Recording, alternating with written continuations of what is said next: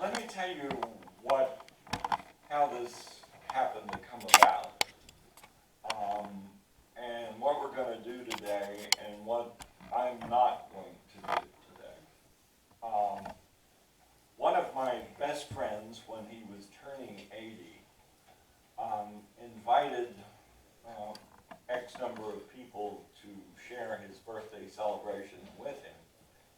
And he asked that each of them bring to him as the birthday present the book that had had the most impact on their lives.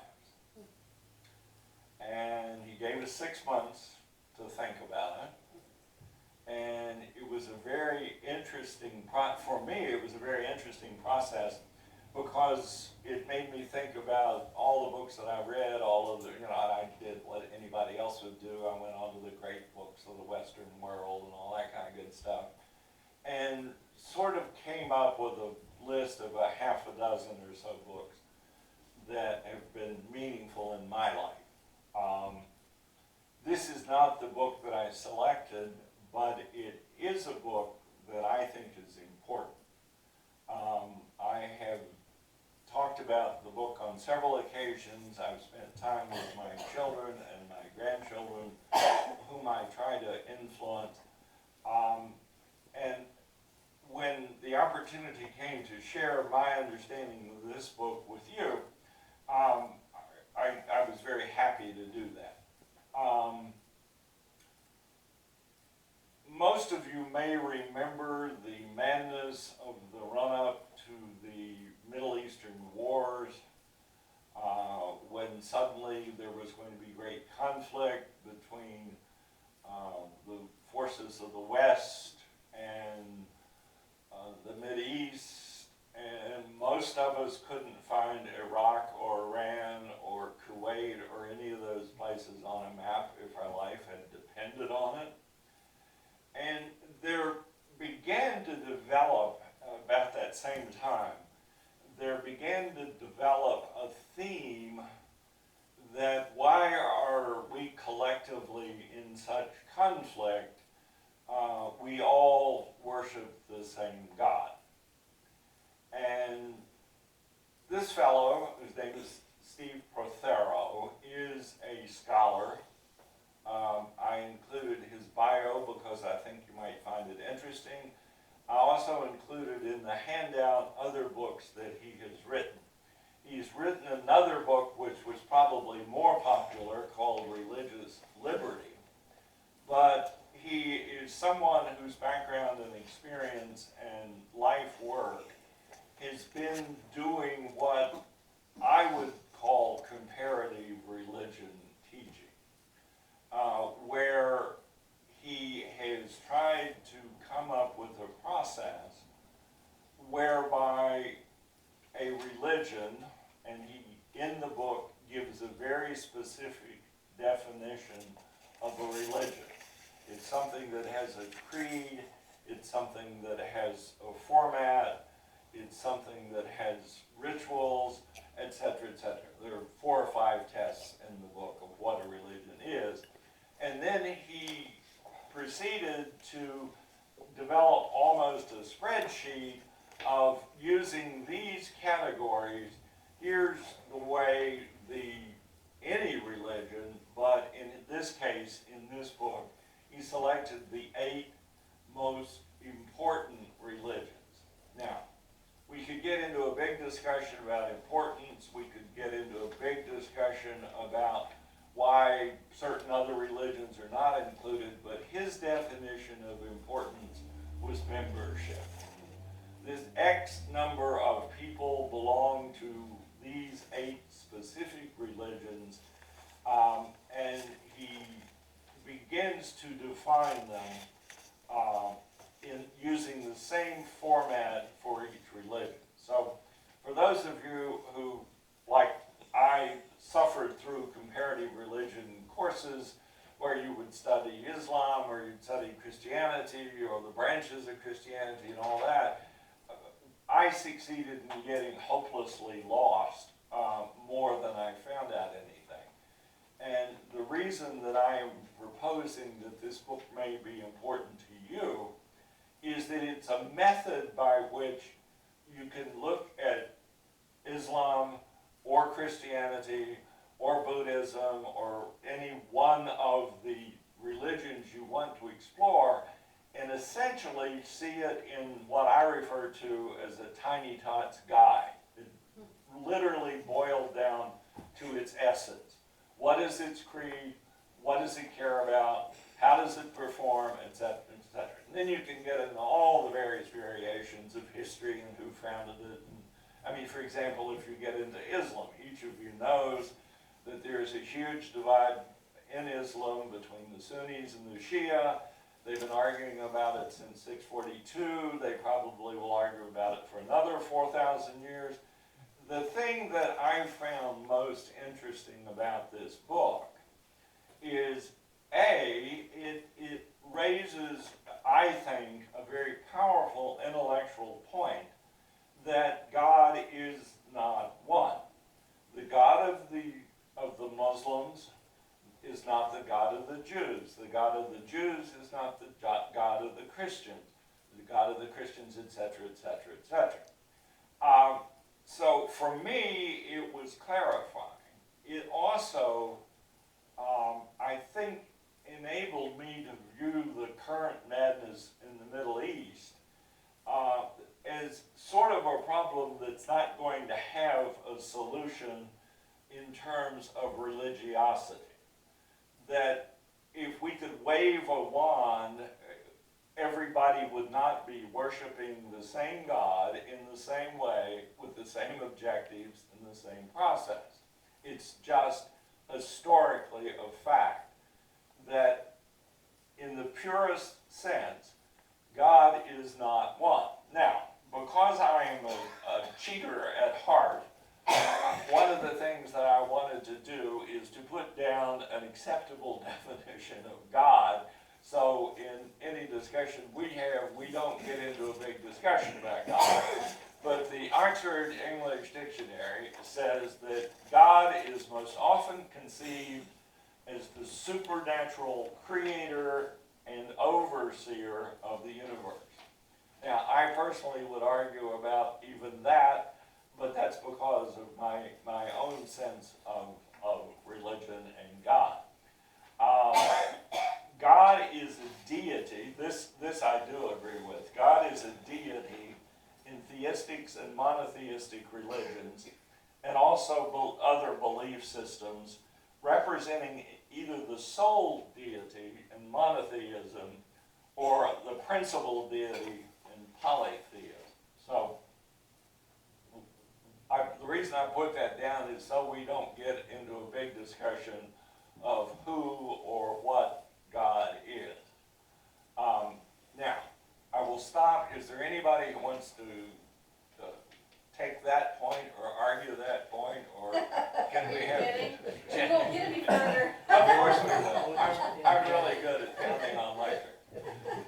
Is that definition good enough for us to talk about why, in this author's opinion, not Bill Cassidy's opinion, but in this author's opinion, God is not one? Anybody got an issue they want to raise?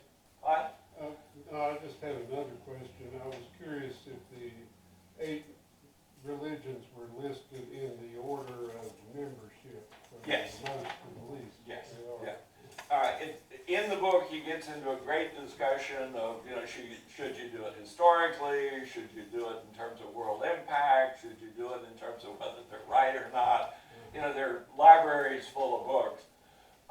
But again, one of the things that I like about Stephan Prothero's work and his thought process is, I think he either does or pretends to or probably should know what he's talking about. I mean, this guy is a Harvard-Yale type and who's written X number of books on all kinds of religion. So I sort of lead from the assumption, having read the book, that he at least knows what he's talking about. He is not, and it was very interesting for me when I was preparing my remarks. I went on to the various websites, and it was very interesting how many of the websites were one of the principal religions refuting what Stephan Prothero was saying. That, you know, that's not what we Jews believe, that's not what we Muslims believe, et cetera, et cetera. If you want to waste a Saturday afternoon, it's interesting how people jump, how various people felt the need to leap in and tell him that he was wrong. There is no doubt in my mind, because I have never met a scholar that I thought was 100% correct. There is no doubt in my mind that Stephan Prothero has probably made some mistakes in this book. There may be factual errors, but I don't know what they are, and quite frankly, I think this book's been out long enough, and there's been enough history of exploration of the various religions that the noise, you know, it's been about 10 years, the noise has effectively died down about this book. So my purpose today is to simply offer the existence of this book to those of you who may not have read it, to encourage you to look at it as a book.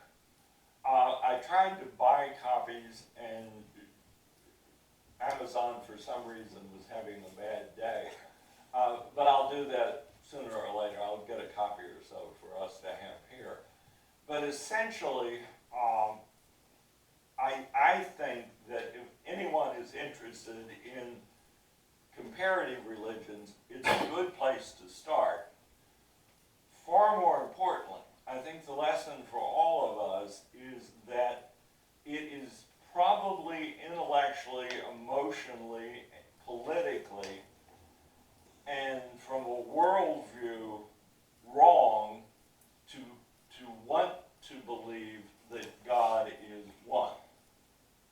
That there are too many people, too committed, in too many different ways, for too long, to specific parts of religion, that we're going to see this unanimity of opinion. And just as soon as the Middle East wars are over, the Muslims will come together in one group, and then the Christians will join them, and the Jews will join them, and there will be this great panacea.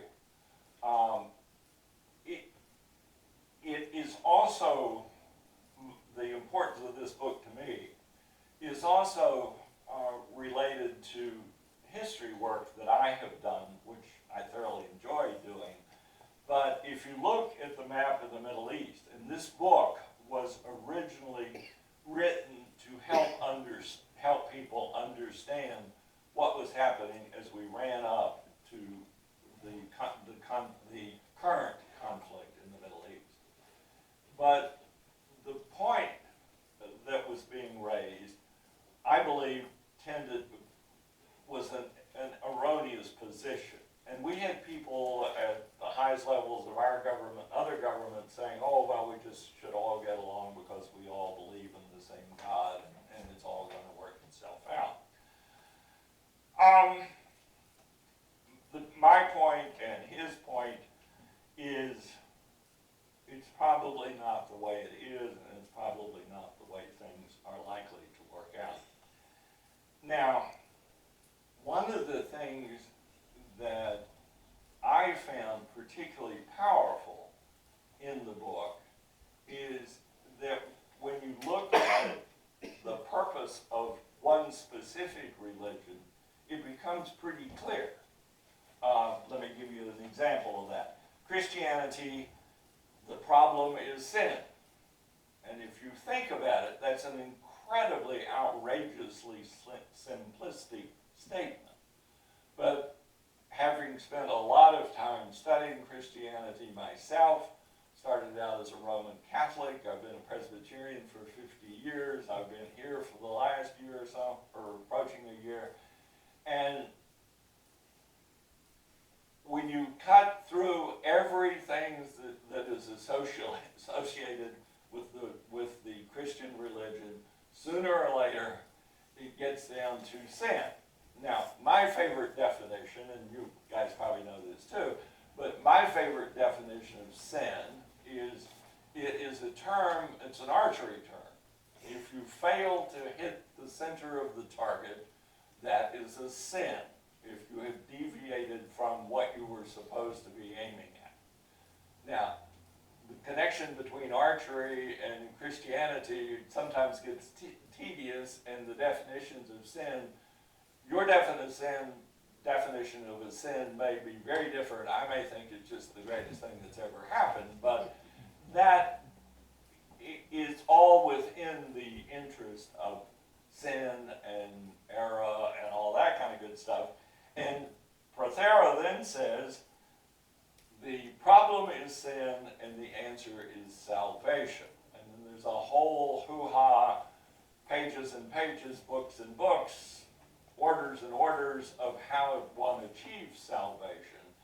But the thing that appeals to me about this, and it may be my need for clarity and simplicity, I see myself as the great common denominator. If I can understand it, then it's probably clear.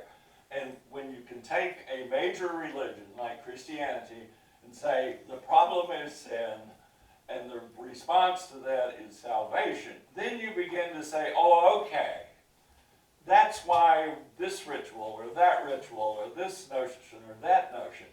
And the thing I love about Prothero's writing in this book is it enables me to keep straight. For example, for a similar example, in Confucianism, the problem is chaos and the solution is social order.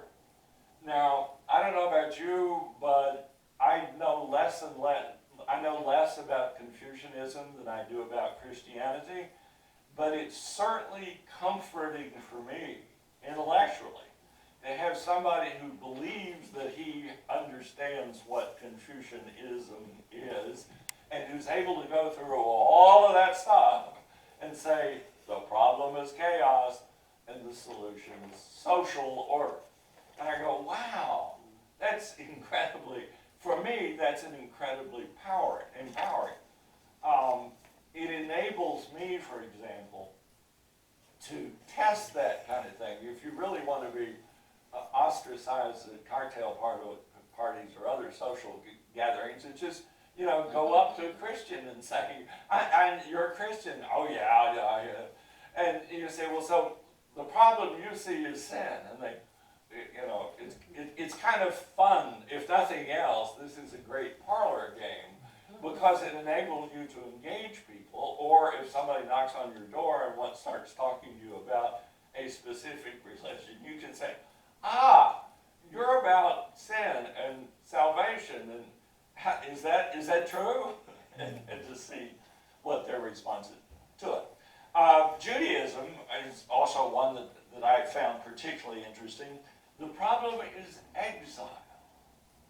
And that, when I was reading these notes over again last night, that struck me as, and I'm an organizational psychologist by training, but it struck me very powerfully that if that is the problem that the Jews are concerned about, of exile, then the solution to return to God, it also helps me understand why there is so much discussion, why there is so much conflict within an inherent value system that talks about that the problem is exile. Now, I'm sure that if there were a Jewish scholar here, first off, she would probably be going nuts, but at a minimum, if we believe that Prothero's theories and practices and understandings are accurate, and one of the things I did discover in my research on the internet is that his points have not been refuted. Now, there are people who've tried to modify them and enhance them and detract from them, but I could find no equally scholarly person who said, oh God, you totally are off the wall on this. That's not what we believe. But it helps me understand. Literally, one of my dearest friends in the whole world was Jewish. Through her, I was exposed to Reform Judaism. But I now understand a worldview, a life motive where exile is just incredibly traumatic. And that leads you into the discussion of the politics of the return to the promised land. It gets you into a discussion about how could we ever give away what we worked so hard and have been so exiled from? How could we invite other people into it, et cetera, et cetera. So I don't want to go on too long with my own views about this. One of the things, and it's on page 3 in your handout, one of the things that I wanted you to see is Prothero's format, which he takes the name of a religion. He addresses the problem that it believes it is there to solve.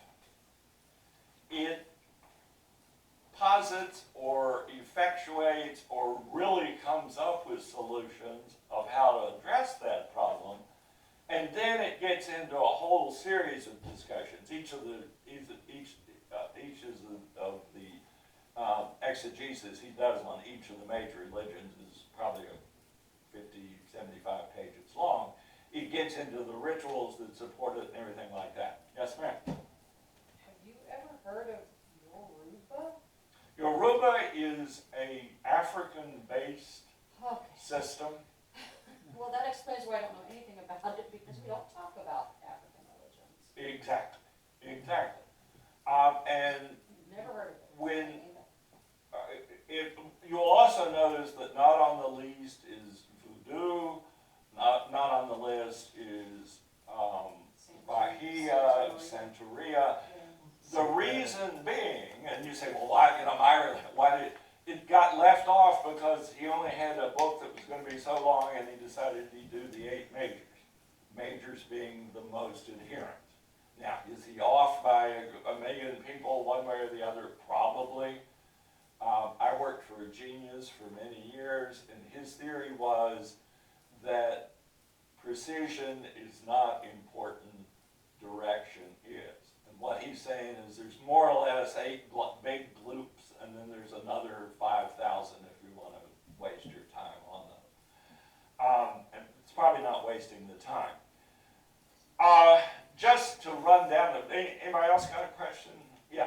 Well, I have spoken to many Christians, and a great many of them do not feel that good works is necessary. I'm sorry, I missed the first part.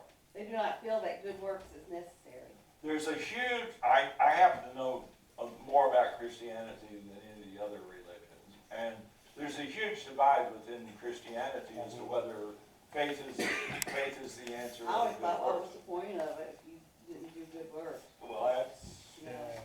that's an interesting Now they have philosophical prosperity. point. Now they have prosperity Christianity, but Yes. the only one seeming to be prospering is the preacher who's preaching it. Well, but let me offer you why I think this form of rational thinking is important. If the problem of Christianity is sin and the solution is salvation, there could be 5 billion forms of salvation. But there's only one definition of sin. And that's where the whole discussions, particularly at cocktail parties or family picnics or things like that, get pretty exciting. I love books. One of the things, obviously, I'm Irish and a storyteller, and there's no place I'd rather be than in front of a group with a microphone. But We there's, still have openings. well, I've got other books. And if you like, I'll talk about the book that I did take to the birthday party, which is not this book. But if you like, I was thinking it might be interesting if we sort of went through these. For example, Islam, which parenthetically he refers to as the way of submission. And I had to reread that chapter a lot to understand what point, because I think that certainly the understanding of those of us who were trying to understand the conflict with the Islamic hordes, if you remember, that was the term that we used in the run-up to the war that's now been going on for, 18 years? Their problem, the problem that Islam is attempting to address, is self-sufficiency, which, if you think about it, turns the whole concept, from my point of view as a psychologist, turns the whole problem that is being addressed inward. If my whole religion, if I am a Muslim and my whole religion is about self-sufficiency, and the solution is submission, why is all this other noise going on? I don't know the answer to that. I'm not a scholar at all, and I'm certainly not an Islamic scholar. But it certainly gives me a framework when I have spoken to Muslim friends and say, is that right? And generally what has happened is there's a fair amount of hemming and hawing, and then, yeah. I have lots of friends who are ministers within the Christian religion, and I have said to them, is Christianity really all about sin? And they hem and they haw, and sooner or later they say, yeah. Well, I would never have put it that way, but that's what it's all about. Just a quick comment about Islam. Yeah, it's a very complicated set of beliefs, as is Christianity. I think they have a lot of similarities in that. Well, there was a time when I was studying their beliefs for various reasons, and part of that process was I was actually speaking to. It's not imams. That's higher up, but there's a level below that of the scholars and leaders in the community. I was speaking to some of these people online about their thoughts and the way that they express their beliefs. And the thing that I took away from all that was just that what their religion is really about is not the stuff that you see most commonly as it being portrayed. That's not the way it really is. That the people, these are fundamentalist factions who have strayed from the true meaning, And these are the leaders. These are the leaders of the religion. So it's well, important. one of the things that I find fascinating about this book is that it gives you a starting place, a very easy starting place, where you say to your Islamic friend, the problem is self-sufficiency, the solution is submission, the technique is performing the religion. Do you agree with that? And then the world sort of explodes and they stop inviting you to that particular party. But I'm sorry, was there a hand?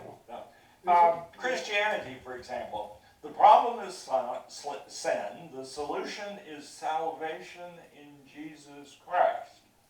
And it's very important that that phrase be connected, that it's not just salvation, but salvation in Jesus Christ.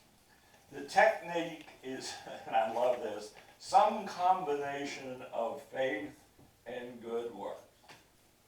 Well, I went to Baptist, brought up Baptist, sort of. My parents didn't really attend church, they sort of just sent us. I think it was just to get rid of us. My sisters got baptized, but I never did.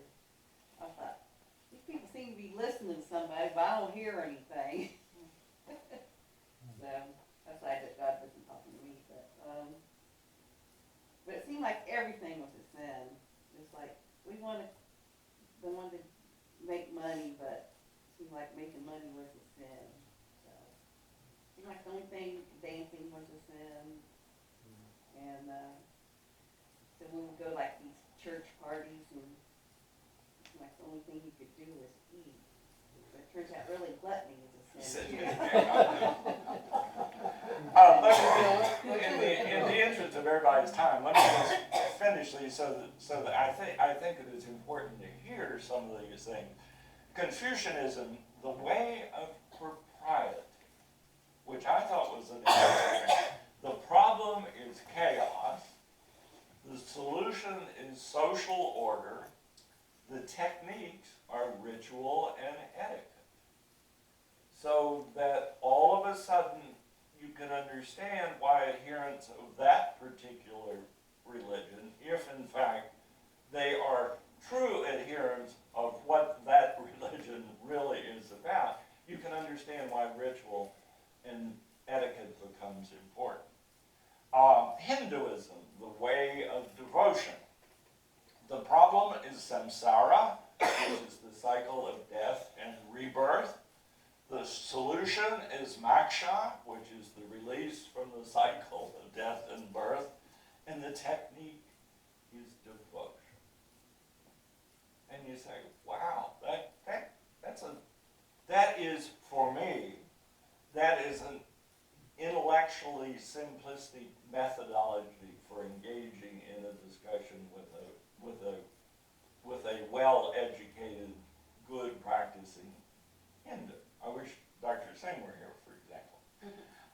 Buddhism, the problem is suffering.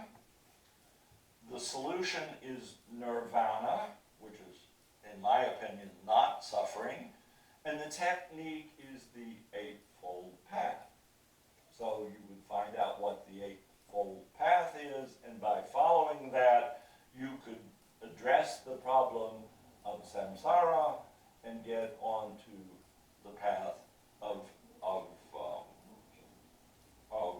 release. Yoruba, to come back to our discussion, is the way of connection. The problem is disconnection. The solution is reconnection to the divine, and the technique is divination and sacrifice.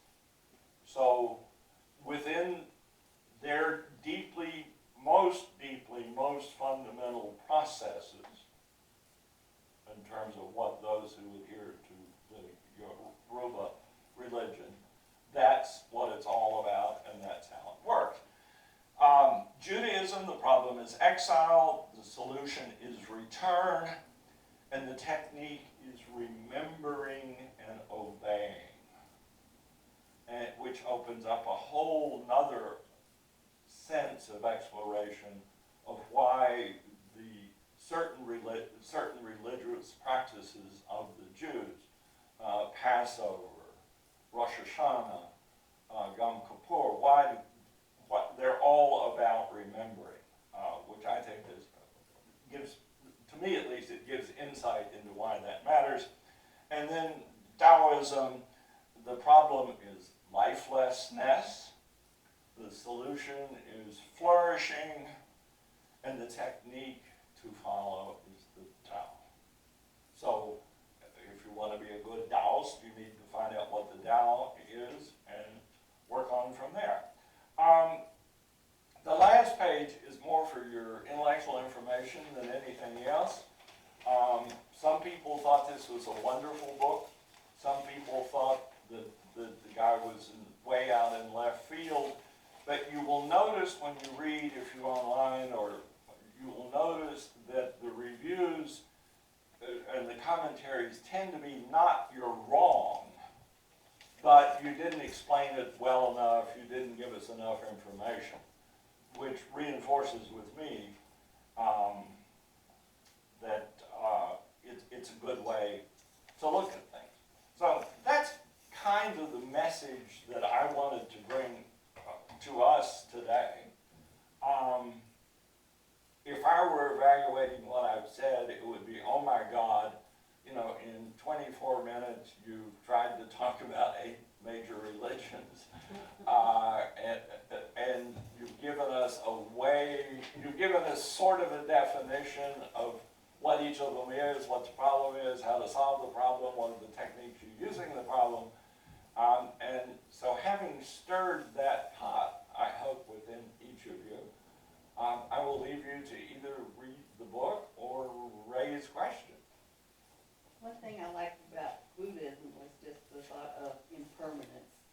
But then I read further on, it was like you're supposed to give up your word with goods, and I thought, I like my stuff. Well, one of the things I like about a very simplistic application of understanding a very, very complex topic like Buddhism, who are they, what do they really believe, it enables me fairly quickly to say, no, I, Bill Cassidy, don't see that as the problem to resolve. Other questions? Comments? Can I make a comment on Buddhism?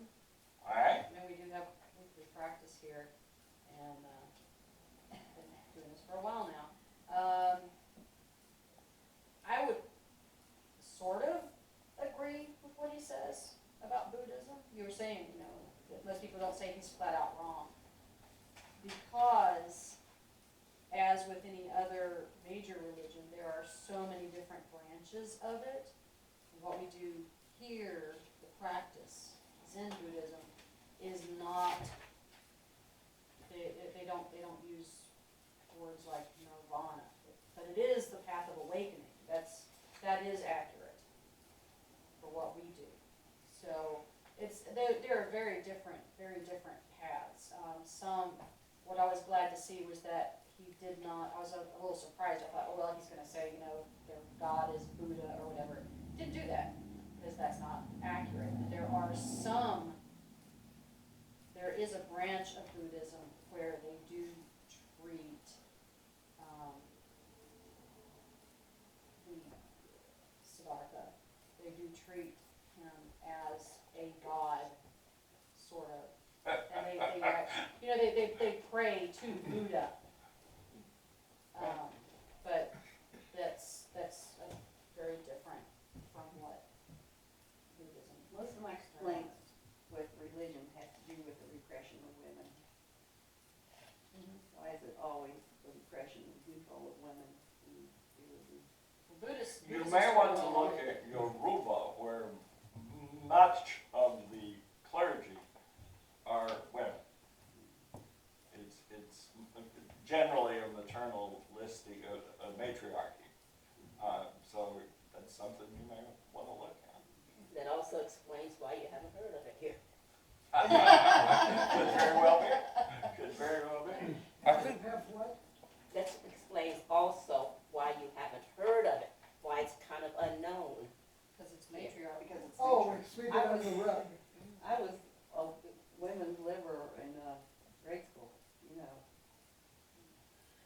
Yeah, I was taken to a Baptist church too, so I know what you're talking about when it was that, you know, Yeah. good works won't get you to heaven. You know, you have to have faith first, and after you get that, then you're supposed to do work. Well, Faith honestly, I comes just first. sat there in church and all these people were praying and stuff, and I thought, who do they hear? I said, I don't hear anybody talking to me, really. That was the way it was with me. No, there weren't any, Now- there weren't any women that was allowed to be pastors. Yeah, not in Baptist church, Not even no. Do you have a question? Oh, I just thought it actually gave me a really unique view of how to view syncretic religions. You know, you talked about how we skipped over Baha'i and Voodoo and stuff, but if you look at Voodoo, which is really a syncretic of West African religions like Yoruba, even the women then, while they do have other beliefs taken from more Western culture, the women still lead it, and that could be a holdout from that religion. So it gave me a way to really examine the syncretic.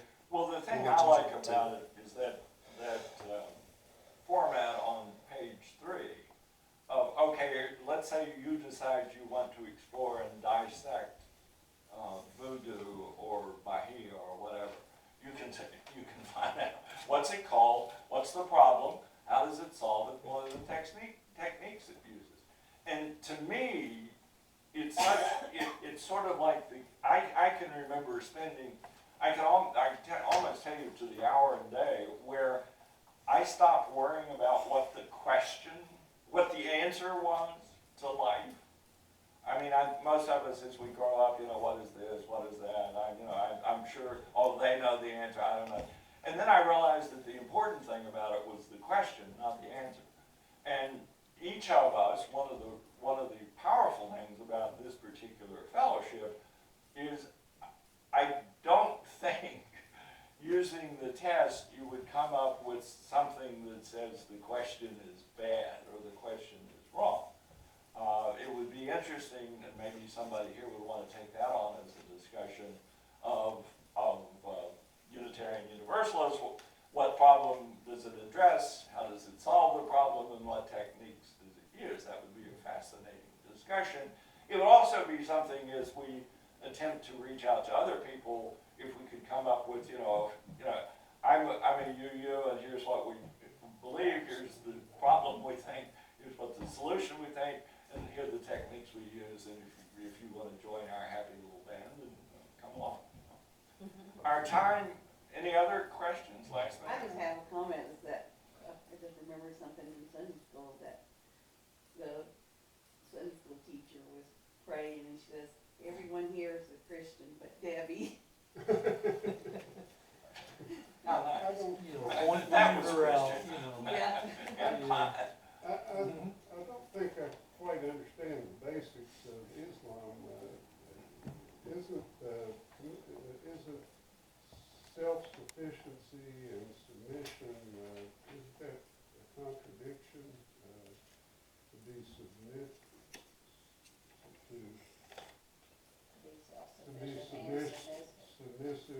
and to be self-sufficient.